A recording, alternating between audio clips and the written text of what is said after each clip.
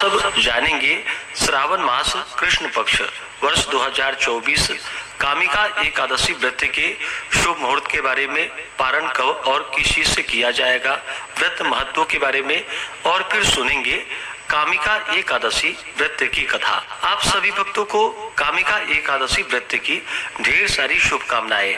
आप सभी के जीवन में लक्ष्मी नारायण की कृपा से आप सभी को सभी प्रकार के सुख और समृद्धि की प्राप्ति हो। लक्ष्मी नारायण आप सभी भक्तों के इच्छाओं को पूर्ण करे। श्रावण मास में पड़ने वाली कृष्ण पक्ष की एकादशी को इसे कामिका एकादशी और कामदा एकादशी व्रत के नाम से भी जाना जाता है। यह व्रत भगवान श्री कृष्ण भगवान विष्णु को अति प्रिय होता है।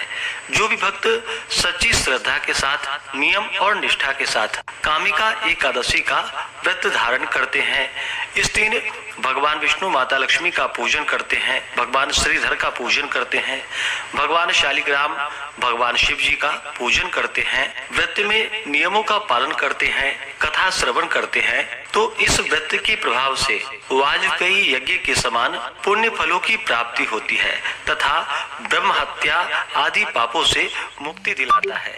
इस व्रत को करने वाला धन, वैभव, पुत्र, पौत्र आदि सुख भोगता है तथा अंत समय में भगवान विष्णु की कृपा से वैकुंठ धाम की प्राप्ति होती है। एकादशी का व्रत जो कि प्रत्येक माह के कृष्ण पक्ष और शुक्ल पक्ष की एकादशी तिथि के दिन धारण किया जाता है, इसे एकादशी और 11 व्रत के नाम से जाना जाता है। श्रावण मास कृष्ण पक्ष की एकादशी तिथि प्रारंभ समय जो कि 30 जुलाई 2024 दिन मंगलवार शाम 4:46 और एकादशी तिथि की जो समाप्ति है वह 31 जुलाई 2024 दिन बुधवार दोपहर 3:57 पे एकादशी तिथि की समाप्ति है। तो शुद्ध रूप से एकादशी का व्रत जो कि 31 जुलाई 2024 दिन बुधवार को धारण किया जा रहा है। व्रत का पारण जो कि हरिवासर समाप्त होने के बाद करना चाहिए। हरिवासर का समय द्वादशी तिथि का पहला चौथाई हिस्सा हरिवासर का होता है, इसे छोड़ करके ही व्रत का पारण करना चाहिए। तो द्वादशी तिथि की जो समाप्ति है वह 1 अगस्त 2024 दिन गुरुवार को दोपहर 3:30 पे द्वादशी तिथि की समाप्ति है। व्रत का पारण 1 अगस्त को सुबह 5:43 से सुबह 8:24 तक व्रत का पारण किया जाएगा। कामिका एकादशी व्रत का पारण जो कि दुर्वा दलेन पारणम यानी कि दुर्वा दल से व्रत का पारण है, यह संभव ना हो तो जल, फल या तुलसी दल से व्रत का पारण करें। 31 जुलाई को ब्रह्म मुहूर्त का समय सुबह 4:17 से सुबह 4:59 तक होगा। इस बार एकादशी तिथि पर सर्वार्थ सिद्धि योग भी बन रहा है जो कि दिन भर रहेगा।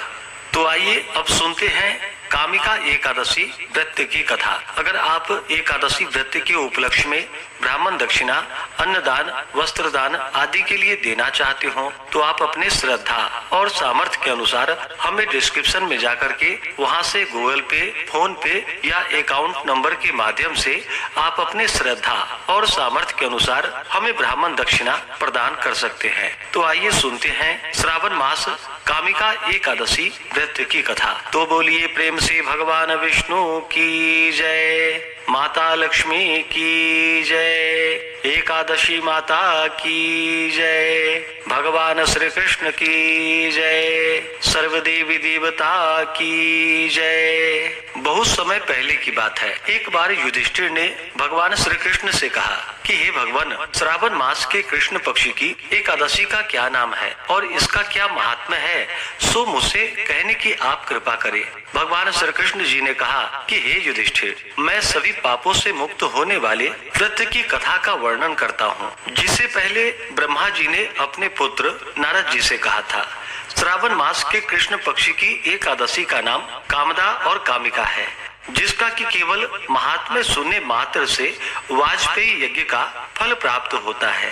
उस दिन जो मनुष्य शंख चक्र गदाधारी एवं श्रीधर नामक विष्णु जी की पूजा करते हैं और भक्ति पूर्वक ध्यान करते हैं, उनको नैमिषारण्य में एवं पुष्कर तथा काशी में गंगा स्नान का जो फल होता है उससे भी अधिक उत्तम फल की प्राप्ति होती है। वह फल इस प्रकार का है कि जो सूर्य ग्रहण के अवसर पर कुरुक्षेत्र में स्नान एवं श्री केदारनाथ जी के दर्शन से भी होना कठिन है, व्यतिपात योग में गंडकी नदी में स्नान करने से एवं सिंहस्थ गुरु में श्री गोदावरी में स्नान करने से उस फल की प्राप्ति नहीं होती जो कि श्री कृष्ण चंद्र जी के पूजन द्वारा प्राप्त होता है। कामिका एकादशी का व्रत रखना और समुद्र पर्यंत भूमि का दान करना दोनों का फल एक समान है। श्रावण मास में भगवान श्रीधर जी के पूजन करने से गंधर्व, देव, उरग और पन्नग इत्यादि भी पूजा योग्य होते हैं। अस्तु जो पाप पंख में लिप्त एवं असार रूपी संसार में फंसे हुए हैं, इस प्रकार के मनुष्यों को स्वयं उद्धार के निमित्त कामिका एकादशी के दिन अनेकों प्रयत्न पूर्वक व्रत करके श्री भगवान विष्णु का भक्ति पूर्वक पूजन करना चाहिए। इससे उत्तम अन्य व्रत नहीं है। अध्यात्म विद्या जिनको ज्ञात है उनको जिस जिस फल की प्राप्ति होती है उस फल की प्राप्ति मनुष्य को कामिका एकादशी का व्रत करके रात्रि में जागरण करने से होती है। कामिका एकादशी के व्रत का ही प्रभाव है जो योगियों ने मुक्ति प्राप्त की। अस्तु सच्चरित्र मनुष्यों को इस व्रत को करना नितांत ही आवश्यक है। एक बार के स्वर्ण दान से या उससे चतुर्गुण चांदी के दान करने से अथवा रत्न इत्यादि द्वारा पूजा से भगवान उस प्रकार संतुष्ट नहीं होते हैं जितना कि तुलसी पत्र के पूजन करने से संतुष्ट होते हैं। जिन मनुष्यों ने तुलसी की मंजरी द्वारा भगवान की पूजा की है वे अपने जन्मांतरों के घोर पापों को भी नष्ट कर डालते हैं। इस प्रकार की तुलसी देवी को शततः प्रणाम है, जिसके केवल दर्शन मात्र एवं स्पर्श से ही समस्त पाप नष्ट होकर शरीर पवित्र हो जाता है। जो मनुष्य एकादशी के दिन भगवान को रात्रि में दीप दान करते हैं उसकी फल प्राप्ति को चित्रगुप्त भी नहीं समझ सकते। उस दिन जो मनुष्य रात्रि पर्यंत भगवान की प्रतिमा के सम्मुख दीप को जलाया करते हैं उसके पितरलोक को अमृत प्राप्त होता है। घृत एवं तिल के तेल से दीपक जलाने वाले को कामदा के प्रभाव द्वारा स्वर्गलोक की प्राप्ति होती है। इसलिए इस प्रकार के पाप नाशिनी कामिका नामक एकादशी का व्रत हर मनुष्य को करना चाहिए, यही उचित है। इसके प्रभाव से अनेकों प्रकार की हत्याएं अर्थात ब्रह्म हत्या, भ्रूण हत्या आदि के जो महान पातक हैं वे शीघ्र छूट जाते हैं और विष्णु लोक की प्राप्ति होती है। कथा के अनुसार एक गांव में एक वीर क्षत्रिय रहता था।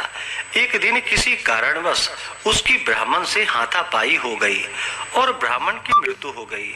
अपने हाथों मरे गए ब्राह्मण की क्रिया उस क्षत्रिय ने करनी चाहिए, परंतु पंडितों ने उसे क्रिया में शामिल होने से मना कर दिया।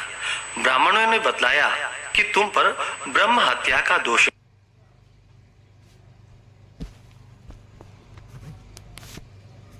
करो, इस पाप से मुक्त हो जाओ, तब हम तुम्हारे घर भोजन ग्रहण करेंगे। इस पर क्षत्रिय ने पूछा कि इस पाप से मुक्त होने का क्या उपाय है। तब ब्राह्मणों ने बतलाया कि श्रावण माह के कृष्ण पक्ष की कामिका एकादशी का व्रत तुम भक्ति भाव से करो। भगवान श्रीधर का व्रत एवं पूजन कर ब्राह्मणों को भोजन करा करके उन्हें सदस्यता के साथ आशीर्वाद प्राप्त करने से इस पाप से मुक्ति मिलेगी।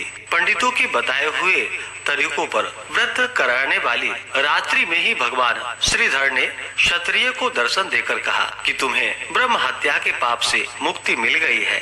इस व्रत के करने से ब्रह्म हत्या आदि के सभी पाप नष्ट हो जाते हैं और इस लोक में सुख भोग कर प्राणी अंत में विष्णु लोक को जाते हैं।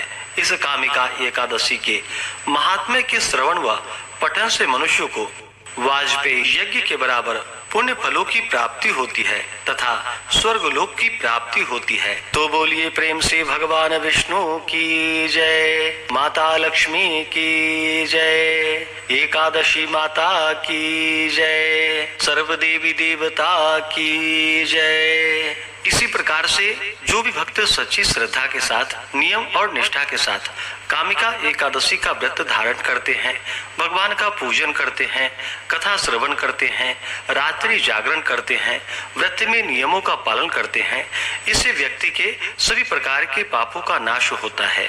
जब व्यक्ति के पापों का नाश होता है तभी उनके पुण्य उदित हो पाते हैं, उसके बाद ही सांसारिक सुखों की प्राप्ति हो पाती है।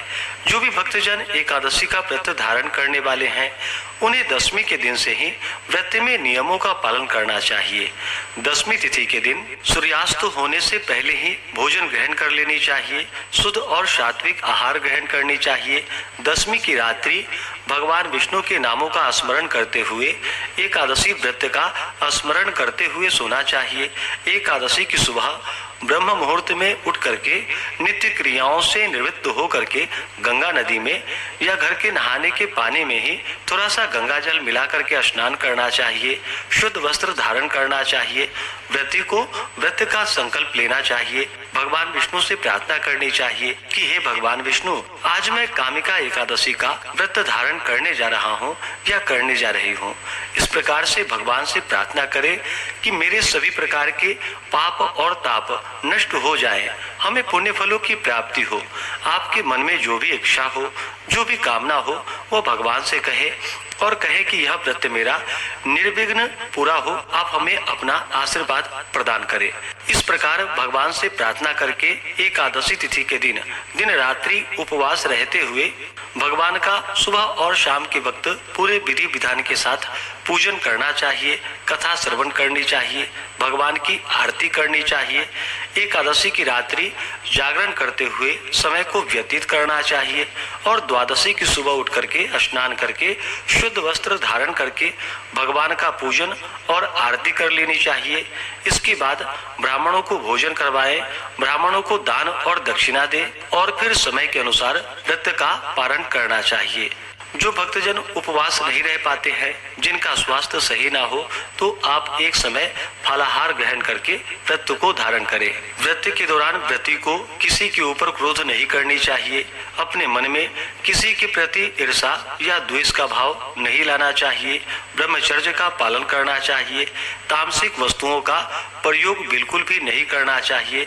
नशीले पदार्थों का सेवन नहीं करना चाहिए। धर्म का आचरण करते हुए रहना चाहिए। इस दिन भगवान विष्णु के चरणों में अपना मन लगाना चाहिए। इस दिन जहाँ तक बन सके ओम नमो भगवते वासुदेवाय या श्री कृष्ण गोविंद हरे मुरारी आदि जप करते रहना चाहिए। इससे भगवान विष्णु अपने भक्तों पर अति प्रसन्न होते हैं और अपना कृपा प्रदान करते हैं। तो आशा करता हूँ कि यह जानकारी आपको अच्छा लगा हो। ऐसे ही ज्ञानवर्धक जानकारियाँ प्राप्त करते रहने के लिए, व्रत पूजा के बारे में जानने के लिए, कथा को सुनने के लिए चैनल पे अगर आप पहली बार आए हैं तो चैनल को लाल बटन दबा करके सब्सक्राइब करें, साथ में बेल आइकन घंटी को दबाएं ताकि आने वाली वीडियो का नोटिफिकेशन आपको समय से मिलता रहे। वीडियो को लाइक करें, शेयर करें, सुखी रहें और स्वस्थ रहें। जय श्री राधे कृष्ण।